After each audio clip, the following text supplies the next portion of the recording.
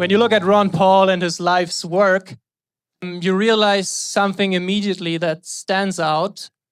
He is not a normal politician. And he is in fact especially difficult to understand for us Germans, given our own political class in this country. Because unlike our German politicians, Dr. Paul actually had a real job. He had a real profession and indeed useful skills. Ron Paul is a medical doctor trained in obstetrics and gynecology. And before he entered politics, he helped deliver many thousand babies into this world.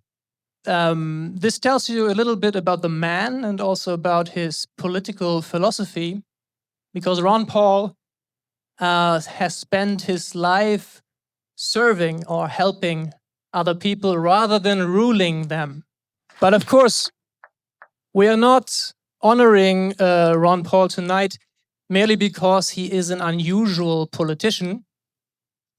We honor him because he remained an uncompromising and principled libertarian in times when libertarian principles were deeply unfashionable.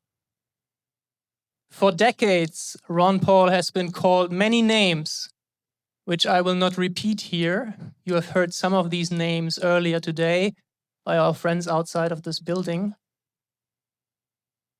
But I will mention a couple of labels that have been used to describe Ron Paul, labels which I consider in this particular case to be badges of honor. Ron Paul has been called a radical. He has been called unrealistic. And of course, he has been called an extremist. And yes, maybe Ron Paul is extreme in his views, but if history teaches us anything, then it is this: any movement for liberty requires people willing to defend principle without compromise. In fact, if it were not for the principled, uncompromising libertarian that Ron Paul is, the classical liberal, the moderate classical liberal, would be completely lost today.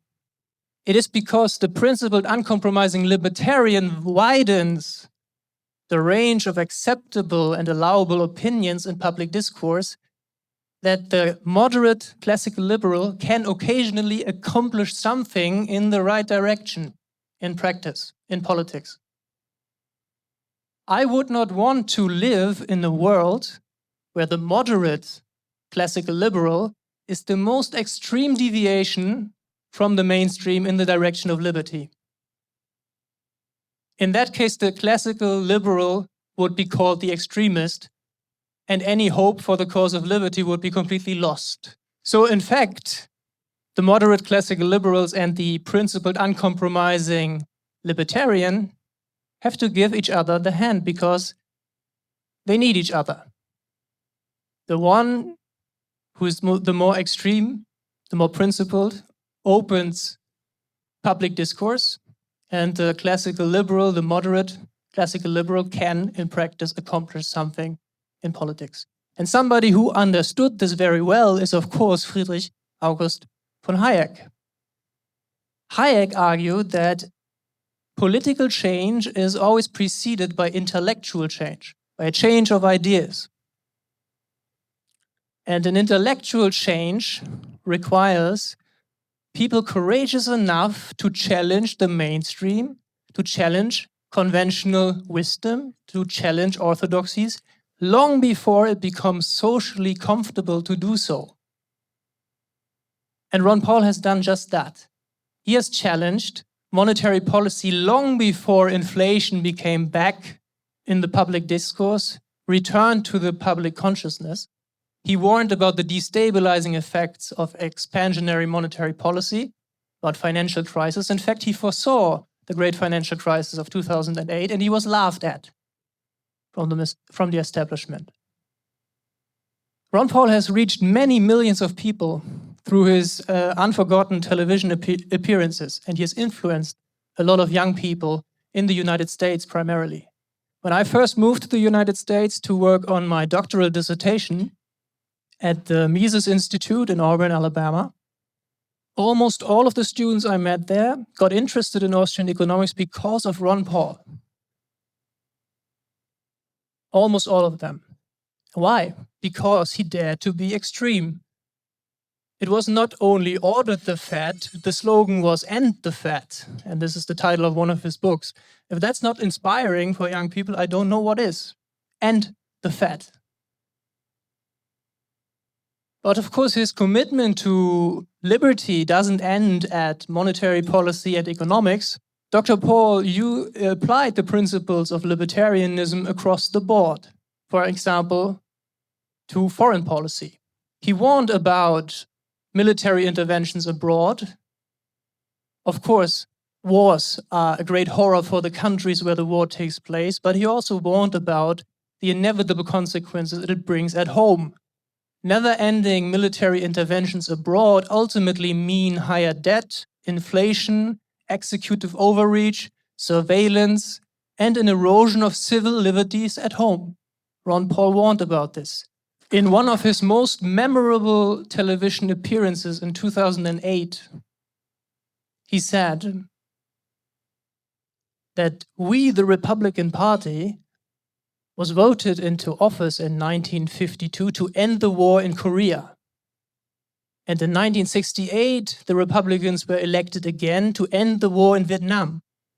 And then he added, unfortunately, we did not do a very good job because 30,000 more men had to die before the war was ended.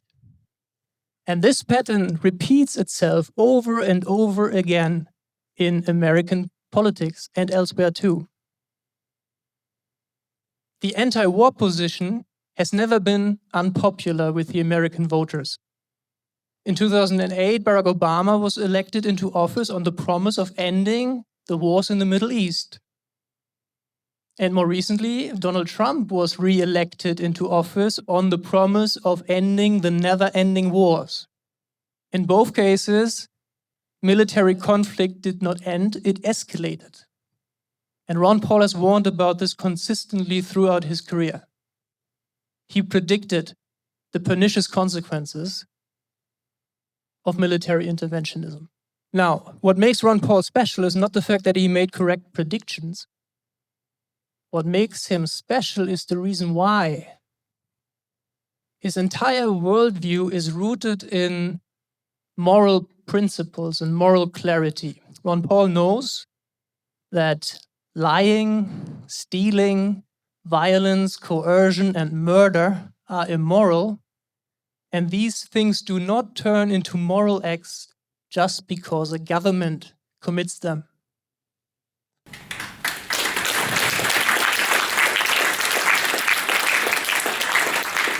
This libertarian imperative of non-aggression has given Ron Paul tremendous clarity in his worldview. And tonight, we honor him with the Hayek Medal 2026. And I personally cannot think about any recipient that would be more worthy of this honor.